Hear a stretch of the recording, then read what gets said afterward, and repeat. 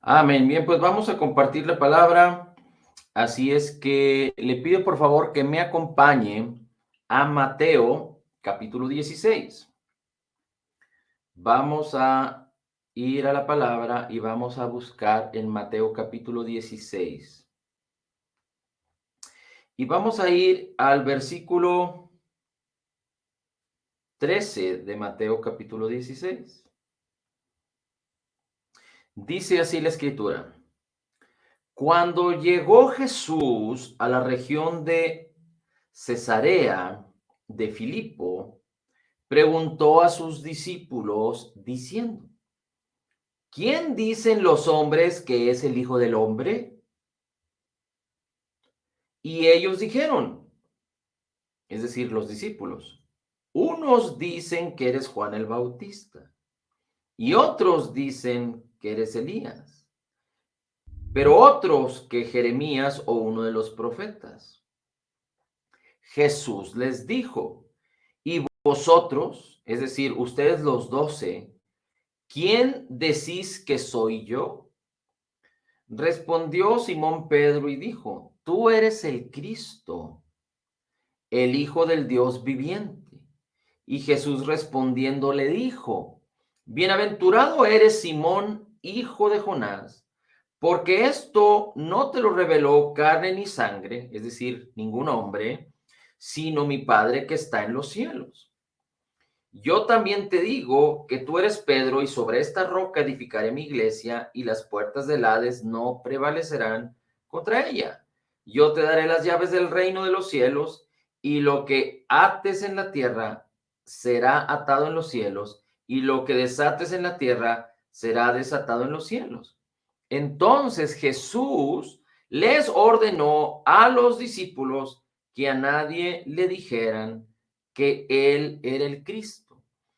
Y podemos aprender muchas cosas aquí, pero lo importante de todo esto es que tú y yo tenemos que aprender a dividir, a discernir, a entender la palabra de acuerdo a la obra consumada de Jesús en el Calvario, de acuerdo a su muerte, sepultura y resurrección. Es decir, no antes de su resurrección, sino después de que Jesús resucitó, después de que el Espíritu de Dios vino para los hombres que creyeran, para la iglesia.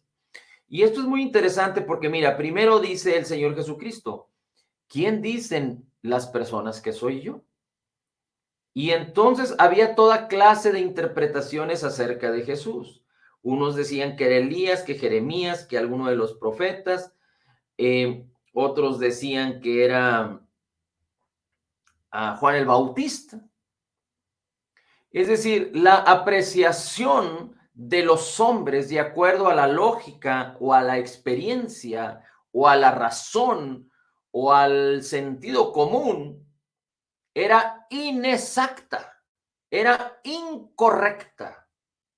Y esto es muy interesante porque a Jesús no lo podemos entender, no lo podemos conocer, no lo podemos recibir, no lo podemos experimentar, no podemos declarar acerca de él y hablar acerca de él, si no es a través de creer.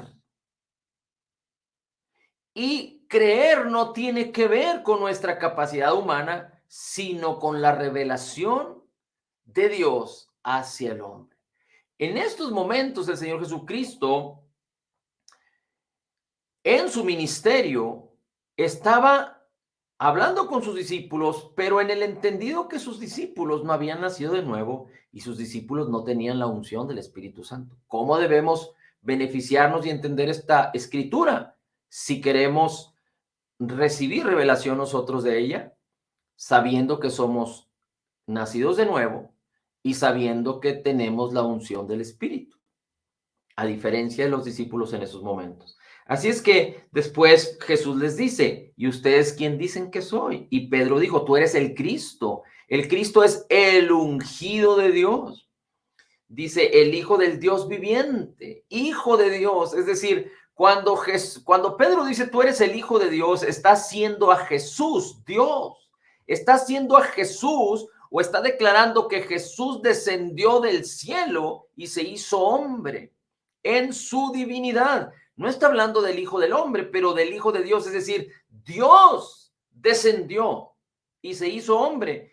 Y en el nombre de Jesús, es decir, el hombre, Jesús es Dios, 100% Dios, 100% hombre. Y cuando habla del Cristo, habla del ungido, de quien Dios ungió, de quien Dios favoreció y envió y derramó su espíritu para que Jesús pudiera cumplir su ministerio. Jesús les dice a Simón, Simón, dice, estas cosas no te las reveló sino mi Padre que está en los cielos. No te las reveló hombre, no te las reveló ciencia, no te las reveló doctrina, no te la reveló experiencia, no te la reveló chisme, no te la reveló sentido común, te la reveló mi Padre. Y esto es muy importante porque recuerde que la palabra es la inspiración de Dios para el hombre, útil para enseñar, para instruir en justicia, para redarguir y para corregir. La palabra de Dios no son dimes o diretes o pensamientos, filosofías de hombres que escribieron la Biblia. De ninguna manera. La palabra, la Biblia, es la misma inspiración de Dios, es el mismo aliento de Dios hablando hacia los hombres a través del Espíritu Santo, ungiendo a escritores para que describieran el propósito de Dios, el amor de Dios, la naturaleza de Dios, el corazón de Dios hacia los hombres, lo que los hombres tienen que saber respecto a su Padre, respecto a Jesús, respecto a la obra perfecta, maravillosa, terminada, completa, redentora, respecto a Jesús. Es bien importante que nosotros siempre tengamos a Jesucristo nuestro Señor como el centro de todo. Jesús debe ser el centro de nuestras vidas, el centro de nuestra conversación, el centro de nuestra predicación, el centro de nuestro propósito, el centro de nuestras acciones. Por eso el apóstol Pablo les dice, por ejemplo, a los colosenses, les dice, todo lo que hagan, sea de palabra o de hecho, háganlo en el nombre de Jesús, háganlo como para el Señor. El apóstol Pablo hacía estas cosas porque él mismo decía, para mí el vivir es Cristo y todo lo demás, incluyendo el morir, es ganancia. Es decir, todo lo demás se hace sombra, todo lo demás ya no tiene valor, inclusive su propia vida ya no tenían valor porque él decía, el morir es ganancia y el vivir para mí es Cristo. Así es que nuestro Señor Jesucristo debe ser siempre la persona divina alrededor de la cual nuestras vidas, nuestros pensamientos y nuestros corazones deben de girar. Bien, después le dice, yo también te digo que tú eres Pedro y sobre esta roca edificaré mi iglesia y las puertas del Hades no prevalecerán contra ella. Y aquí podríamos hablar mucho, no es el tema, pero es muy importante que podamos entender que jamás el Señor Jesucristo declara que Pedro es la iglesia. Jamás el Señor Jesucristo declara que sobre Pedro iba a edificar la iglesia. Hay muchos chistes acerca de que cuando las personas mueren van al cielo y el apóstol Pedro les recibe en el cielo. Esto tampoco, de alguna manera o de otra, es bíblico. Pero lo que le está diciendo el Señor Jesucristo al apóstol Pedro es sobre este fundamento acerca de que soy el Cristo, el Hijo de Dios. Es como si el Señor Jesucristo estuviera hablando. El Señor Jesucristo le dice a Pedro, bajo este fundamento, que soy el Cristo, el Hijo de Dios, que Jesús era el Cristo, el Hijo de Dios, es el fundamento sobre el cual Dios iba a edificar la iglesia, sobre el cual Jesucristo iba a edificar la iglesia. Bien, seguimos leyendo, dice, y las puertas del Hades no prevalecerán contra ella. ¿Sobre quién? Sobre la iglesia, sobre los creyentes. ¿Por qué? Porque el diablo iba a ser vencido en la obra terminada, completa y perfecta de Jesús. La palabra dice en Colosenses que el diablo fue derrotado, fue avergonzado, públicamente expuesto, derrotado por Jesucristo en la obra del Calvario.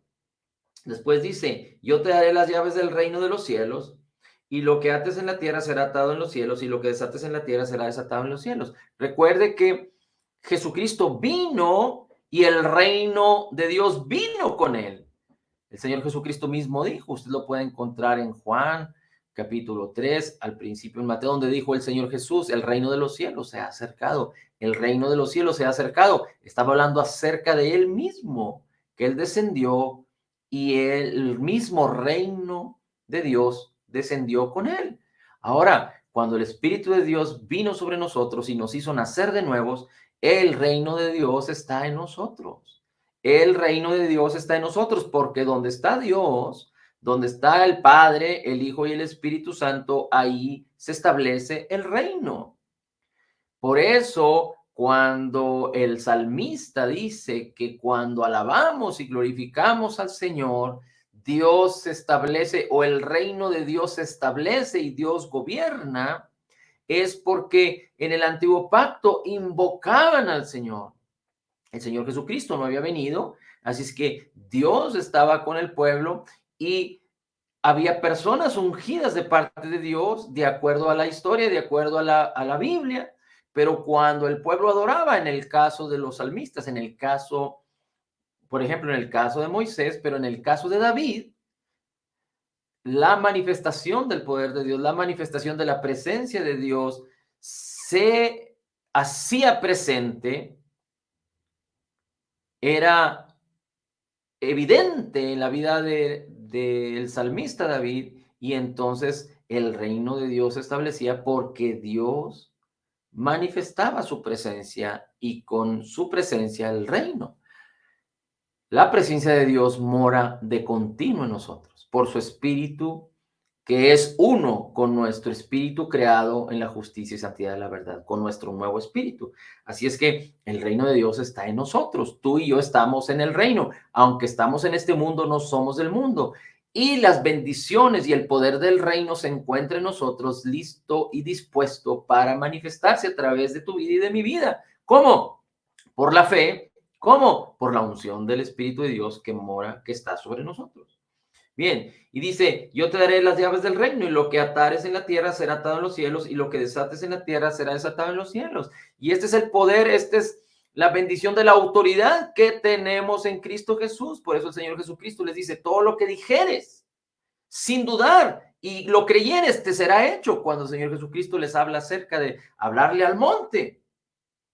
Así es que la autoridad y el poder que nos ha dado el Señor Jesucristo en su nombre está reflejado aquí en este versículo, donde donde el Señor Jesucristo le dice a Pedro, Pedro, porque tú entendiste y creíste, aunque en ese momento no era una realidad en Pedro, porque Pedro habría de ser nacido de nuevo, todavía no era un nacido de nuevo, pero cuando Jesucristo murió y resucitó, después Pedro nació de nuevo y después en el día de Pentecostés Pedro fue bautizado, pero no solo Pedro, sino todos los discípulos y la iglesia y los que estaban con él, los 120 y después los 3000 y los 5000 y miles, así como el apóstol Pablo también. Así es que no es que a Pedro en particular le está diciendo estas cosas, pero a alguien que bajo el fundamento de creer que Jesús es el Cristo, el Hijo del Dios viviente, entonces al nacer de nuevo, entonces, al ser bautizado con el Espíritu Santo, como le sucedió a Pedro y a todos sus discípulos, es que tú y yo, en la autoridad, en el nombre de Jesús, podemos atar las cosas en la tierra y serán atadas en el cielo, y podemos desatar las cosas en la tierra y serán desatadas en el cielo. ¿Quién nos enseñará estas cosas? Todo esto tiene que ser de acuerdo al margen de la palabra del Señor, es decir, dentro de la palabra del Señor. Y el Espíritu Santo es el quien nos enseña, el que nos guía, el quien nos da a entender y nos revela la palabra y cómo debemos actuar y cómo debemos hacer. Amén. Entendiendo que el príncipe de este siglo ya ha sido juzgado. Dice, entonces Jesús ordenó a sus discípulos que a nadie dijeran que era el Cristo, porque aún los discípulos no estaban preparados. Aún los discípulos no tenían la unción. Aún los discípulos no eran nacidos de nuevo. Todo lo que los discípulos pudieran hacer, lo iban a hacer bajo su humanidad, bajo su carne. Ok, después, versículo 21. Desde entonces Jesucristo comenzó a declarar a sus discípulos que había de ir a Jerusalén y sufrir mucho estas cosas de parte de los ancianos, de los principales sacerdotes, de los escribas, y ser muerto y resucitar al tercer día. Jesucristo ya les estaba avisando, diciéndoles acerca de que tenía que padecer e ir a la cruz. Y tomándole aparte Pedro, porque Pedro siempre fue de un carácter entrón, aventado, dice, tomándole aparte, arrebatado era Pedro, le tomó aparte el Señor Jesús y comenzó a reprenderle, dice la escritura aquí, comenzó a reprenderle, a decirle a Jesús, no permita Dios, no lo permita Dios, Señor. Es decir, yendo en contra de lo que Jesús está diciendo, me es necesario ir a Jerusalén, me es necesario padecer, me es necesario morir. Y Pedro está hablando con Jesús, lo hace aparte de los discípulos, y les dice que esto no suceda. No, no, no lo permita Dios. Inclusive dice, eso nunca acontecerá, le dice el apóstol Pedro a Jesús. Pero volviéndose el Señor Jesucristo a Pedro, le dijo, quítate delante de mí, Satanás. Me eres piedra de tropiezo, porque no estás pensando en las cosas de Dios, sino que estás pensando en las cosas de los hombres. Aunque el Señor Jesucristo es muy enfático, es muy importante que entendamos, el Señor Jesucristo siempre habló de la manera perfecta. Él no hizo pecado, Él no conoció pecado, Él no se halló pecado en Él, ni en sus acciones, ni en sus dichos, ni en sus pensamientos, ni en sus actuaciones. El Señor Jesucristo era Dios, 100% hombre, 100% Dios. Era perfecto. La única manera de que se pudiera presentar como el Cordero perfecto de Dios para recibir, para ofrecerse como sacrificio y recibir el pecado de todos nosotros, las culpas, las enfermedades, y poder llevarlas en la cruz del Calvario. Así es que el Señor Jesucristo, siendo Él perfecto y siendo Él sabio y nunca hablando en forma vana, y hablando siempre con sabiduría, le dice a Pedro, Pedro, apártate de mí, Satanás. Satanás es adversario. Apártate de mí, adversario, pero lo dice Satanás, porque me eres piedra de tropiezo. ¿Cuándo podemos ser piedra de tropiezo? ¿Cuándo podemos convertirnos en piedra de tropiezo para nosotros mismos y para los demás? Cuando pensamos en las cosas de los hombres y no en las cosas de Dios. Dios ha diseñado un propósito y seguramente tú, si ya conoces tu propósito y estás caminando en tu propósito para cumplir tu propósito en esta vida, es muy importante que identifiques que tú no debes convertirte en una piedra de tropiezo para ti mismo, para el propósito de Dios en tu vida, y tú no debes convertirte en piedra de tropiezo para nadie más, y tampoco debes permitir que los demás se conviertan en piedra de tropiezo para ti. Así es que si tú sabes que alguien se convierte en piedra de tropiezo para ti o quiere ser piedra de tropiezo para ti, porque está poniendo su vista, su corazón en las cosas de los hombres y no en las cosas de Dios, porque las cosas de Dios se tienen que discernir espiritualmente. Y hay mucho sentido común y mucha sabiduría humana y muchas filosofías y muchos pensamientos y la sociedad y el qué dirán y las buenas costumbres. Pero cuando todas estas cosas van en contra del propósito de la palabra de Dios, entonces cualquiera que quiera influenciarnos, tú le puedes decir tal cual, apártate de mí, Satanás, porque me eres tropiezo. Bien, ahora vamos a seguir leyendo y dice la escritura en el versículo 24. Entonces Jesús dijo a sus discípulos, si alguno quiere venir en pos de mí, es decir, si alguno quiere seguirme. Hasta ahorita Jesús habló con sus discípulos y les dijo, síganme.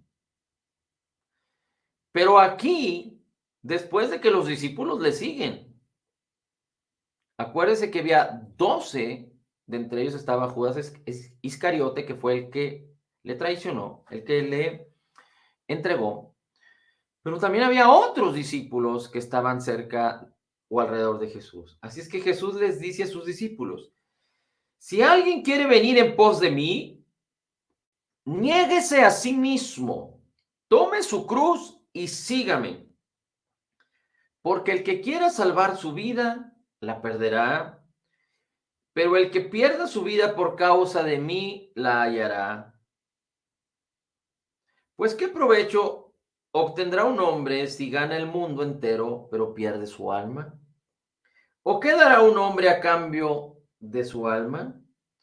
Porque el Hijo del Hombre ha de venir en la gloria de su Padre con sus ángeles, y entonces recompensará a cada uno según su conducta. En verdad os digo que hay algunos de los que están aquí que no probarán la muerte hasta que vean al Hijo del Hombre venir en su reino. Vamos a regresar al versículo 24. Jesús les dice: si alguno quiere venir en pos de mí, niéguese a sí mismo, tome su cruz y sígame. Porque el que quiere salvar su vida la perderá, pero el que pierda su vida por causa de mí la hallará. Y es muy importante que estos versículos los podamos entender después de que Jesucristo murió, que podamos discernirlos en la posición nuestra, que somos la justicia de Dios en Cristo y que somos nuevas criaturas. No podemos entenderlo antes de esta posición, porque nuestra posición ahora está en Cristo, no está sin Cristo. Así es que cuando el Señor Jesucristo dice: si quieres venir en pos de mí, niegues a sí mismo, tome su cruz y sígame, jamás el Señor está insinuando que los discípulos tendrían que cargar una cruz para ser crucificados como Jesús. Recuerde que el Señor Jesucristo les habló acerca de padecer y de morir en los versículos anteriores. Los discípulos estaban a punto de presenciar la muerte de Jesucristo en la cruz. Pero Jesús jamás tuvo la intención de decirle a sus discípulos que si querían seguirlo, ellos también tenían que morir en la cruz como él, como lo estuvieron los dos ladrones. Pero aquí hay algo muy extraordinario, porque el Señor Jesucristo dice: el que quiera salvar su vida la perderá. Es decir, si tú quieres salvar tu vida separado de Dios, en otras palabras, si tú quieres ir separado de Dios para salvar tu vida, si tú quieres ir en este mundo separado de Dios, separado del propósito de Dios, para salvar tu vida, y estamos hablando de personas incrédulas, cuando a alguien se le presenta el Evangelio, se le presenta a Jesús y se le presenta que hay un propósito de Dios, y el propósito de Dios para la vida de las personas no es solo que sepan que Jesús pagó por los pecados de todo el mundo y nos perdonó en la cruz del Calvario para que ellos puedan ser perdonados y libres del pecado, para que lo que aparta a los hombres de Dios, que es la naturaleza pecaminosa, sea quitada y ellos nazcan de nuevo y sean salvos de una eternidad sin Dios en el infierno, pero que ellos puedan venir al conocimiento de la verdad para ser salvos y vivir en una vida con Cristo. Esta salvación es contraria. Esta salvación, esta bendición, esta gracia va en contra de la vanidad de este mundo. Esta salvación no armoniza, no socializa con el amor al dinero. Esta salvación no socializa con las conductas equivocadas, con las conductas de inmoralidad sexual.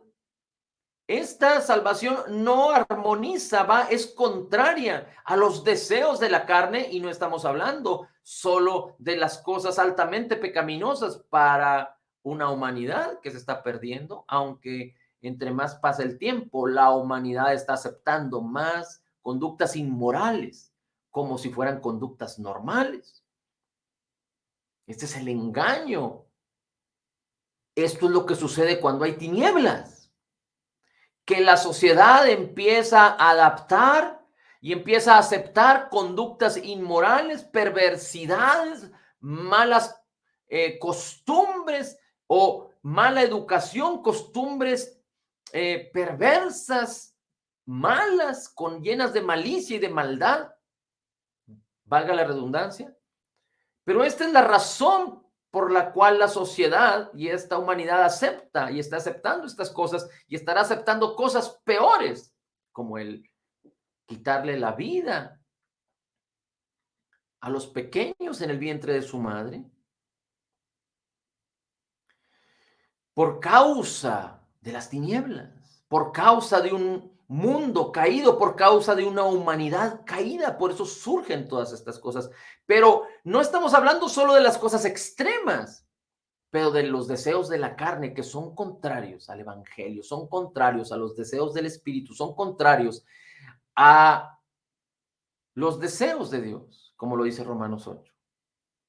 Los simples y sencillos deseos de la carne son contrarios a los deseos de Dios. Pero el Señor Jesucristo está diciendo, si tú no quieres venir a mí por permanecer, por intentar salvar tu vida creyendo que conmigo la perderás, pues entonces realmente vas a perder tu vida. Si tú amas tu vida tanto que quieres salvar tu vida y no perderla, porque ¿cuál vida fue la que perdimos tú y yo? Teníamos una vida anterior y Dios nos ha llamado por su gloria y excelencia en Cristo Jesús a vivir en una vida nueva, en novedad de vida, dice la Escritura. Usted puede leerlo en Efesios 4. Dios nos ha llamado a ser revestidos del nuevo hombre y vivir en una nueva vida.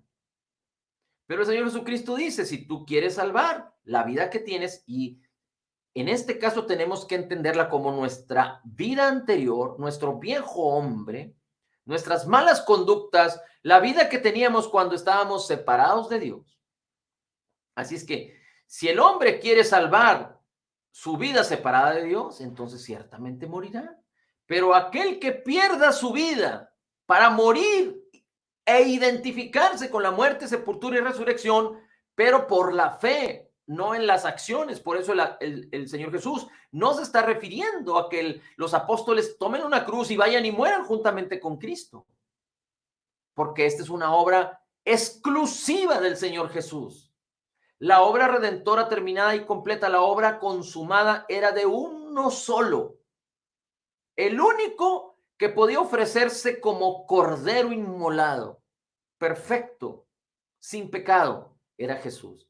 Así es que Jesús jamás está dando la idea, como muchos la han malinterpretado, de que para ser salvos o para llegar a la salvación o a la bendición, las personas tienen que sufrir y tomar su cruz. Ahora, esto era imposible que alguien lo pudiera hacer, pero dice, porque el que quiera salvar su vida la perderá, pero el que pierda su vida por causa de mí la hallará. El que se identifique, como dice la Escritura en Romanos capítulo 6, el que se identifica en la muerte, sepultura y resurrección de Jesucristo. Entonces su vieja naturaleza muere y le es dado una nueva naturaleza, una naturaleza nacida de arriba, del Espíritu de Dios, un espíritu nuevo, creado en la justicia y santidad de la verdad. Por eso el apóstol Pablo le dice a los corintios, el que está en Cristo, nueva criatura es. La vieja naturaleza, las cosas viejas del espíritu, las cosas que te separaban de Dios pasaron. Ahora todas son hechas nuevas, las cosas en nuestro interior, en nuestro espíritu. Después dice el Señor Jesucristo, pues qué provecho tiene al hombre si gana el mundo entero y pierde su alma. Es decir, se va por la vida haciendo riquezas y teniendo demasiados amigos, pero no viene a Jesús y quiere justificarse a sí mismo por sus acciones y sus hechos, va a perder su alma. Dice, o quedará un hombre a cambio por su alma. No la puede, la salvación no se puede comprar, es por gracia. Porque el Hijo del Hombre ha de venir de la gloria de su Padre con ángeles. Y está hablando acerca de cuando el Señor Jesucristo venga, después de haber muerto, sido sepultado y resucitado. Dice, entonces recompensará a cada uno según su conducta. ¿A quién recompensará el Señor Jesucristo según su conducta? A todo aquel que pierda su vida por causa de Jesús. Y no estamos hablando de la vida natural particularmente, ahorita le explico, pero estamos hablando primordialmente de la vida espiritual, es decir, perder nuestra vida que nos separaba de Dios para recibir por Dios. No vamos a perder nuestra vida por nuestro esfuerzo ni nuestro desempeño, no, sino perder la vida al creer en Jesús y al recibirle como Señor y Salvador. Nuestra vieja naturaleza es llevada a la cruz y muere y nacemos de nuevo. Así es que para todos los creyentes nacidos de nuevo, el Señor Jesucristo vendrá y recompensará a cada uno según su conducta. Para los nacidos de nuevo, para los que perdieron su vida vieja por causa de Jesús, para todos los creyentes, dice la Escritura, el Señor Jesucristo vendrá y recompensará a cada uno según su conducta. Es aquí donde muchos malinterpretan otra vez y dicen, de acuerdo a tu conducta, Dios te recompensará. Y entonces hay sufrimiento y hay padecimiento y hay inconsistencias respecto a la palabra o respecto a sus vidas con la palabra, y hay incertidumbre por causa de que piensan que por causa de las conductas Dios va a bendecir a las personas. Pero aquí está hablando de cuando el Señor Jesucristo venga por su iglesia, una recompensa en la eternidad con Cristo. Ahora, definitivamente que cuando tú tienes una buena conducta en este mundo, pues tienes recompensa, pero no es para recibir de Dios, no es para merecer de Dios, no es para alcanzar de Dios, no es para que Dios se agrade de nosotros, sino una buena conducta debe ser el resultado de un nuevo nacimiento.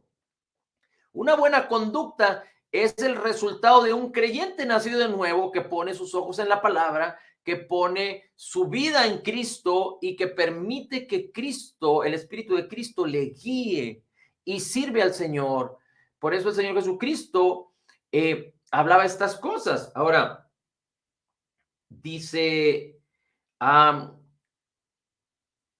le voy a poner algo, le voy a poner en perspectiva de lo que sucedió con los discípulos, después apóstoles, después nacidos de nuevo, llenos del Espíritu y que empezaron a predicar el Evangelio. Todos los discípulos del Señor Jesucristo murieron de una manera trágica por causa del Evangelio.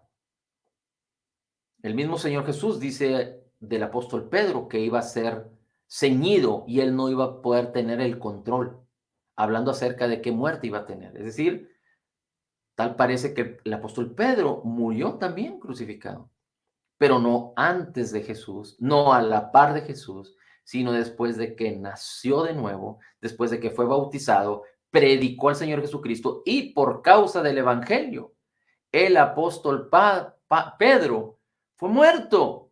Y dice la Escritura que todos los discípulos y la iglesia, hay muchas historias acerca de la iglesia cuando eran perseguidos por los romanos y eran echados a los leones.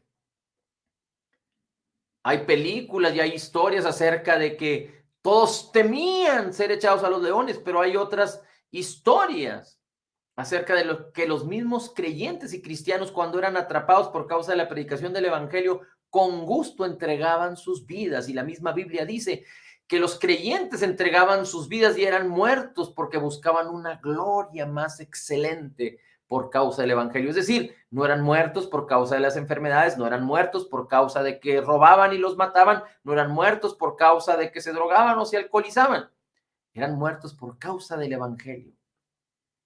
Y aunque los discípulos perdieron su vida, hablando moralmente de su alma, de sus conductas, en Cristo Jesús, cuando nacieron de nuevo y cuando fueron bautizados por el Espíritu Santo, ellos también perdieron sus vidas por causa de la predicación del Evangelio. Como el apóstol Pablo, que aparentemente el apóstol Pablo fue uno de los que sufrió la más terrible muerte por causa del Evangelio. Pero ninguno de ellos pudo haber sufrido o pudo haber llegado a tal punto de su vida si no hubieran sido nacidos de nuevo y hubieran tenido el bautismo del Espíritu Santo en ellos. Dice la Escritura en Hebreos que nosotros no hemos aún luchado en contra del pecado. Es decir, hay tantas tinieblas y hay tanta iniquidad en este mundo que tú y yo necesitamos levantarnos en contra de todo esto. Pero déjame decirte algo. Vamos a terminar en 2 Corintios, capítulo 9, versículo 8. 2 Corintios, capítulo 9, versículo 8. Si tú lees 2 Corintios capítulo 8 y capítulo 9, los dos capítulos, capítulo 8 y capítulo 9, te vas a enterar que el apóstol Pablo está hablando acerca de dinero, acerca de la economía, acerca de la ofrenda, acerca de sembrar en el reino. Pero tú y yo sabemos que nos podemos beneficiar de la palabra de Dios en todos los aspectos de nuestra vida.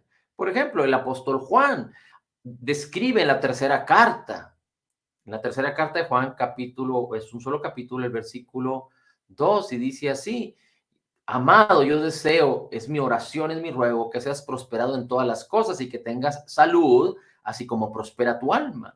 Es decir, el apóstol Juan estaba convencido de que la prosperidad en la vida abundante de Cristo tenía que ver con la prosperidad en todas las cosas, con la prosperidad en un cuerpo sano, en la salud y en el bienestar, así como debería prosperar nuestra alma a ser transformada por la renovación de nuestro entendimiento. Es decir, en la medida en la que seamos renovados, es en la medida en la que seremos prosperados en todas las áreas de nuestra vida, renovados por la palabra. En la medida en la que permanezcamos con una mente no renovada por la palabra de Dios, entonces vamos a tener carencias, vamos a tener dificultades en las áreas de nuestra vida porque no vamos a poder alcanzar lo más alto deseado, que tiene que ver con la abundancia de la vida de Cristo para nosotros, que nos otorgó, que conquistó en la cruz del Calvario.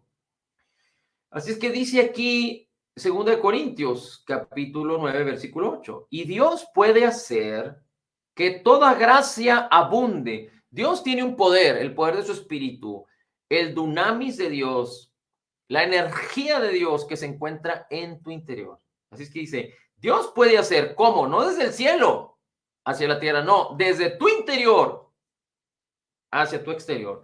Dios puede hacer que toda gracia abunde, que su gracia abunde, que su gracia abunde, abundancia, abundancia. Dice, abunde para vosotros, a fin de que teniendo siempre todo lo suficiente, a fin de que teniendo siempre, ¿cuándo? Siempre. A fin de que teniendo siempre, ¿cuándo? Siempre. Todo lo suficiente, ¿cuánto? ¿Cuándo? Siempre. ¿Cuánto? Todo lo suficiente. ¿En qué? ¿Respecto a qué cosas? En todas las cosas. Dice, entonces puedas abundar para toda buena obra. Puedas abundar para toda buena obra. ¿Recuerdas aquella historia donde el apóstol Pedro y Juan llegaron a la puerta del templo, de un templo, a la puerta que se llamaba La Hermosa? Ellos llegaron y estaba un cojo que pedía limosnas, un cojo de nacimiento. Y el cojo, cuando vio a Pedro y a Juan, los miró esperando recibir algo de ellos. Y Pedro le dijo, no sé si recuerdas, esto lo puedes leer en el capítulo 3 de Hechos, si mal no recuerdo. Pedro le dijo, no tengo oro ni tengo plata, porque el mendigo estaba esperando dinero, una limosna, una dádiva. Y Pedro le dice, no tengo oro ni tengo plata, pero lo que tengo te doy, lo que tengo te doy. En el nombre de Jesucristo de Nazaret, levántate y anda. Lo tomó del brazo, del brazo, lo levantó y este hombre le fueron afirmados sus tobillos y sus pies. Y este hombre empezó a saltar, a glorificar a Dios y fue sanado. Pero el apóstol Pedro le dice, lo que tengo, te doy. Y dice el apóstol Pablo aquí en 2 Corintios 9:8, dice, Dios que ha puesto su gracia en ti, puede hacer que esa gracia abunde de tal manera. Recuerda que la gracia y la verdad vino con Jesús. Y dice dice Juan, el capítulo 1 de Juan, el Evangelio de Juan, capítulo 1, versículo 16, que 16 y 17, que de la gracia de Jesús tomamos todos y gracia sobre gracia. Gracia sobre gracia. Es decir, la gracia de Dios es tan abundante que dice que Él puede hacer que abunde y que fluya en tu vida a fin de que tengas siempre, en todo momento, todo lo suficiente en todas las cosas, en todas las áreas de tu vida, para que abundes para toda buena obra. Para que abundes para toda buena obra y no para toda buena obra hacia ti, para toda buena obra hacia los demás. Tú y yo podemos amar porque Dios nos amó y nosotros hemos creído, conocido y experimentado el amor de Dios. Hay tanta gente que necesita ser amada. Tú y yo podemos predicar el evangelio. Hay tanta gente que está esperando que tú y yo les enseñemos y les prediquemos acerca de la salvación que es en Cristo Jesús. Tú y yo podemos hacer lo propio, pero nadie puede abundar. Y el propósito de Dios aquí dice que Dios quiere que tú y yo abundemos para toda buena obra, que tú y yo abundemos para toda buena obra, que no seamos escasos. Y aquí está hablando en todas las áreas, no solo en el área económica, en el área del dinero, pero en el área de la ayuda, en el área de la oración, en el área de la predicación, en el área de lo que sea necesario para los demás. Dios quiere que abundemos para toda buena obra, porque la abundancia está en nosotros. Pero nadie puede abundar si no está lleno. Nadie, imagínate un vaso medio vacío o medio lleno. Ese vaso no puede derramarse porque no tiene sobreabundancia, pero si tú empiezas a vertir agua sobre ese vaso, más y más, hasta que llegue a su límite, más allá de la medida, entonces empieza a desbordar.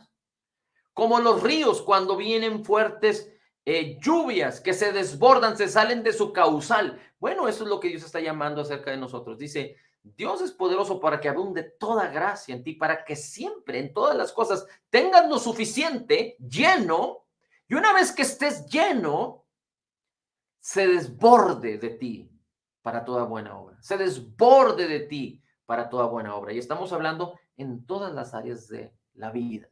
Por eso los discípulos perdieron su vida por causa de creer en Jesús, su vida anterior.